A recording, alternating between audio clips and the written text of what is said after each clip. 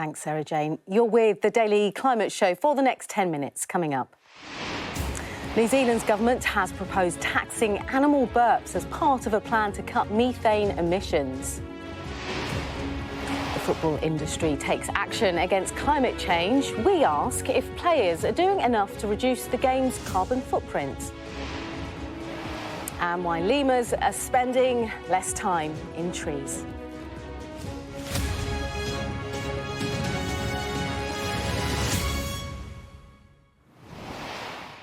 Hello and welcome to the Daily Climate Show, where we track the changes to our world and interrogate some of the potential solutions to the climate crisis. But first, we're starting in New Zealand, where the government there say it's one of their biggest environmental problems: cows. But it's more to it than that. Farmers there are set to be charged for their greenhouse gas emissions, including methane belches out of the cattle. It's the first of its kind in the world, and the government there say it's their plan for putting a price on the climate cost of farming. All money raised from charges on emissions will be recycled back into the system to fund further research, tools and technology, as well as farmer incentives in order to help reduce emissions. All revenue will go back into those goals. Well, Sky's Aisha Zahid joins me now. Big pledges from the government in New Zealand. You've been taking a look at some of the numbers. That's absolutely right. And the reason it's so important is, first of all, New Zealand has a population of around 5 million people, but double the number of cattle, 10 million, and 26 million sheep as well. And when it comes to their greenhouse gas emissions, half of them come from these farm animals. That's things like methane, nitrous oxide. So they're trying to meet pledges that they've met. And if we take a look through some of those pledges, first of all, at COP26, New Zealand pledged to join. It was a global pledge to reduce methane emissions by 30% from 2020 levels by the next decade. On top of that, the country is also committed to reducing methane emissions by 10% by 2030 as well, and by up to 47% by 2050. Wow. So delivering on this global methane pledge is estimated to reduce warming by about 0.2 degrees Celsius. So really important to them to make these changes. But of course, it's come with opposition. First of all, a major lobby group for the industry there saying that this would rip guts out of small town New Zealand.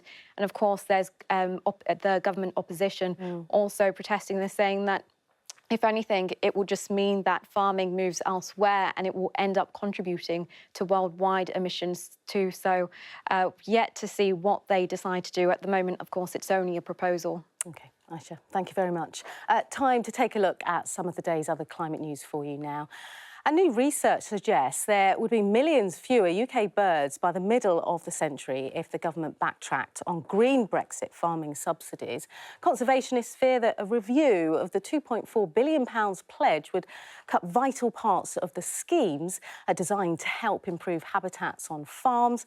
Well, the Green Alliance estimates that bird populations would fall by over 2 million if the scheme was scrapped.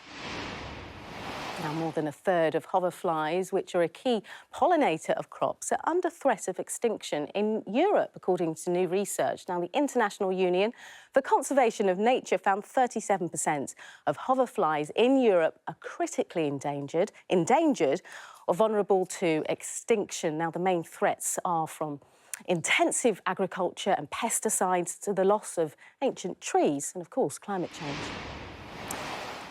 Now, a new study has found that rising temperatures and the thinning out of habitats is leaving the already endangered lemur populations of Madagascar at greater risk. So scientists found that the hotter it got, the longer they spent on the ground, and deforestation forces them to travel out into the open between trees. Well, research suggests that not all lemurs will be able to adapt this way, leaving them potentially more vulnerable. Now, when we think about the industries that are acting when it comes to climate change, football doesn't necessarily spring to mind. Footballers are more associated, I guess, with private jets and lavish lifestyles than climate activism. But the number of football clubs being affected by the impact of global warming is increasing.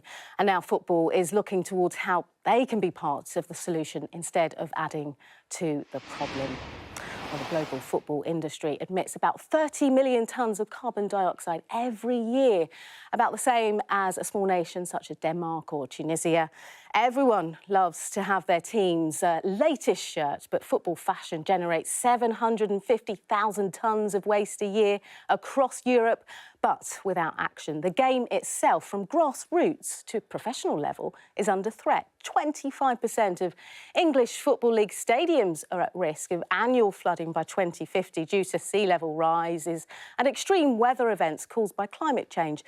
And it's not just England. The German Olympic Committee said floods that killed hundreds last year also caused more than 100 million euros worth of damage to grassroots sports infrastructure.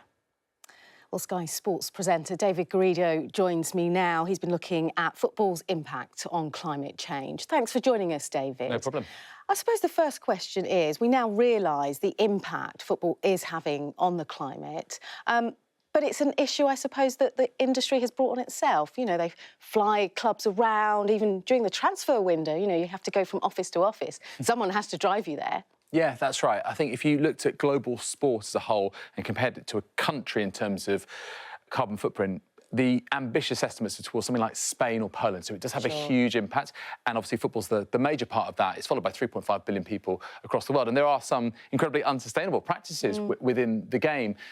But what's interesting is that the major bodies are starting to recognise this, and they are starting to move down the funnel towards a more environmentally friendly future and way of being, way of thinking. No, it's interesting you should say that. What are the governing bodies doing? What are some of the players doing? Because it's a big issue that lots of people want to get behind now. Well, UEFA, of course, have the Champions League. They have, you know, the governing body of European football. They're looking at expanding this tournament. However, what they're saying instead, in terms of reducing their carbon footprint, is they're talking to all of their national associations and saying you have to have a sustainability manager, you have to have a sustainability ethos, and really mandating that and imposing that. There's so much encouragement you can do, but they've gone a more direct route. And they say, look, yeah, sometimes we have to do other things that aren't particularly environmentally friendly, but we are making these small steps, and hopefully that can bring the rest of the crowd along. And fashion and sustainability in the football industry is such a big thing, isn't it? It's absolutely huge. We reveal in the documentary some of the really startling statistics about fashion footprint, therefore football's fashion footprint. But there are clubs doing some great work here. Football, you know, have, for example, Forest Green Rovers, who is the leading club in terms of sustainability. They have a shirt that's made out of coffee grounds and recycled plastic bottles, which is just mega. There are others who are, for example, choosing not to renew their shirts, you know, the next season and produce a new version. Brentford, for example, are keeping their shirt from last season. So there are definitely impacts there that can be felt and progress that is being made. But I think what's important is that they're just, at the moment, ephemeral examples. There needs to be more, and there will be more. We sense that there is real growth in this area. Because the interesting thing that you discover is if things don't change, there will be big problems. 25% of English clubs could be flooded. Yeah, that's right. So the research that has been done in this area suggests that a quarter of English Premier League and Football League grounds, that's a good sort of 22, 23 clubs could be underwater or regularly flooded annually, which is so hard to even compute that these stadiums could be underwater. Then you think about training grounds. Then you think about recreational football.